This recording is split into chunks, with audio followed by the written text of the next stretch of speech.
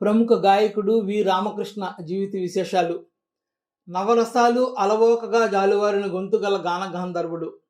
ఎవరికి ఎవరు చివరికి ఎవరు అంటూ విషాద భారంతో గంభీరంగా పలికిన, శారద నన్ను చేరగా అంటూ ఉత్సాహంతో ఉరకలు వేసిన, విఠలా పాండురంగ విఠలా అంటూ భక్తి వారస్యంతో ఉన్మీలితమైన, శ్రీమతి గారికి తీరని వేళ చందమామ మంచి గంధం ఎందుకంటూ చిలిపితనంతో చిందులు వేసిన ఆ గాత్రం ఎన్నో సొగసులు చూపిస్తుంది.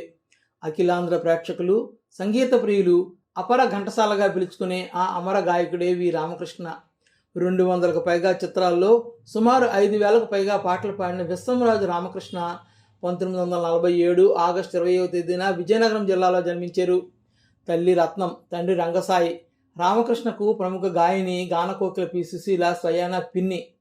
తల్లి రత్నం ద్వారం వెంకటస్వామి వద్ద సంగీతాన్ని అభ్యసించారు.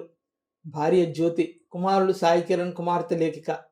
రామకృష్ణ నేదునూరు కృష్ణమూర్తి వద్ద శాస్త్రీయ సంగీతంలో మెళకువలు నేర్చుకున్నారు. సైన్స్లో గ్రాడ్యుయేషన్ పూర్తి చేశారు. తొలి రోజుల్లో ఆల్ ఇండియా రేడియోలో లలిత గీతాలు పాడేవారు.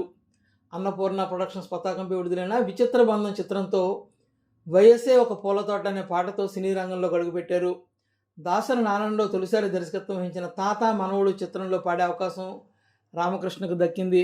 అనుబంధం, ఆత్మీయత అంతా ఒక బూటకం, ఆత్మతృప్తికే మనుషులు ఆడుతున్న నాటకం అంటూ డాక్టర్ సి. నారాయణ రెడ్డి రాసిన పాటను రామకృష్ణ మనసుకు హత్తుకునేలా ఆలపించారు.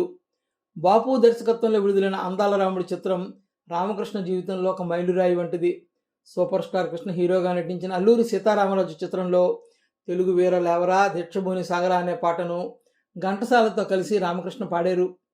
భక్త తుకారాం, శారద, కృష్ణవేణి, అందరూ దొంగలే, చక్రవాకం, బలిపీఠం, భక్త కన్నప్ప, ముత్యాల ముగ్గు, సెక్రటరీ, మహాత్ముడు, చక్రధారి, అమరదీపం, కన్నవారి కలలు, బంగారు కలలు, పల్లెటూరి బావ, మహాకవి క్షేత్రయ్య, ప్రేమలు పెళ్ళిళ్ళు, జీవితం, శ్రీ షిరిడీ సాయి మహత్యం వంటి చిత్రాలు ఆయనకి గుర్తింపు తెచ్చాయి. 2015 జూలై 16వ తేదీన ఆ మహనీయుడు కన్నుమూశారు.